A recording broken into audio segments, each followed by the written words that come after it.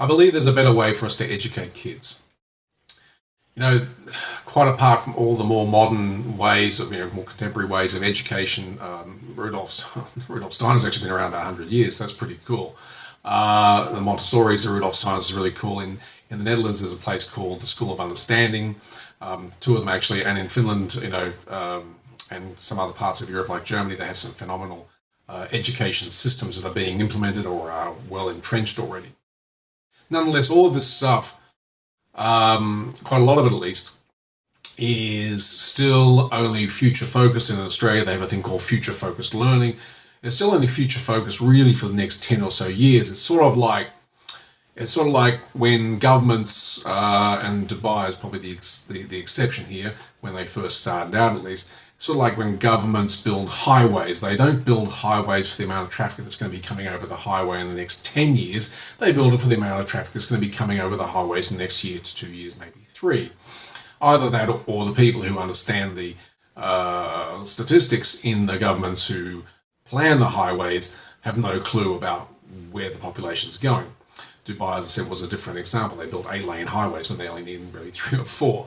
Now, of course, they're all getting pretty chockers. Anyway, back to education, though. The current mode of education, future-focused education, more contemporary education, is still only really looking at education requirements by, say, 2030.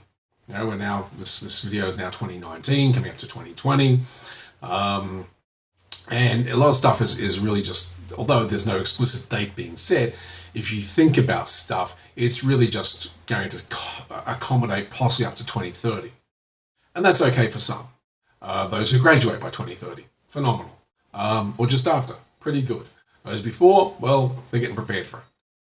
I'd like to focus on what's going to happen by 2050. And to focus on the future, let's take a look at the past. And it's also created a distinction. Because I have a young son in school, just started out this year, and when people say to me, "What is it you want your child to learn?" I don't want him to learn any particular topic. I want him to learn what he's passionate about. And you, as an education system, for me, you are there to facilitate his passion for learning whatever he is passionate about learning about. And of course, then people say, yeah, but he needs to have the so-called 3 R's, the reading, writing, arithmetic. And I realize that's totally misspelled, but that's what we used to call them back then, the 3 R's. And whether or not that's a requirement, it's a topic for a different video. Right now, as I said, education for me is something you get by taking information, putting it into action, gaining knowledge. That is education, my distinction. Whether you share that or not, that's entirely your thing. So let's now take a look at how work has gone, because the other thing about education is education prepares the younger generation for entering the workforce, either as employees or as employees at a senior management level, or as business owners, entrepreneurs, C-suite executives of major companies, and possibly even into government or the judiciary. And not for, I include in all of that, of course, not-for-profits and things like that. Organizations that do good without gaining profit. Not that you can't gain profit and do good. That, again, another topic for another conversation. So if you look at the way that work has gone, when I first started out in business, and I've had 2 jobs in my life, I've been unemployable for about 30 years. And when I first started out in business, if you didn't have bricks and mortar offices, then you would consider shonky. You would consider why don't you have your own office? And it's not like you're working out of a cafe or something, but you were sharing an office. And then, of course, service offices came about. And then service offices initially were considered a bit shonky, right? You're in a service, what's this service office thing? And then they became acceptable. They became acceptable to the level where large companies and even governments started using them. That gave it credibility. And then we had, there was the incubation phase. I had an incubator way back when, and that incubation industry gave rise to co-working spaces. So co-working spaces became the new thing. But again, when they first came out, although despite the fact they grew out of the whole incubation thing to a degree, that was already, people were already accustomed to that, you were still considered shonky if you worked out of a co-working space as opposed to serviced office, right? I suspect the serviced office industry had something to do with that, because they are now playing catch up and putting in co-working environments as well, hot desking and all that sort of stuff. And then, of course, large businesses and governments started using co-working spaces around the world, and it became acceptable. And now the next thing is now working as a digital nomad, digitally nomadically working. And again, that was in the beginning. It was this thing that all these solopreneur, wannabe entrepreneur, whatevers were running around doing, and it wasn't really serious. And of course, that transformed, because as an example of a mainstream business that sort of embraced that concept early on, and I'm not going to quote Richard Branson here, because everyone quotes Richard Branson or uses him as an example, but in Virgin HQ, my understanding is, or has been for a long time, that you don't need to necessarily be in the office. You can be on a plane, train, automobile. You don't have to, you don't have any fixed number of sick days. You can have holidays. You can have whatever.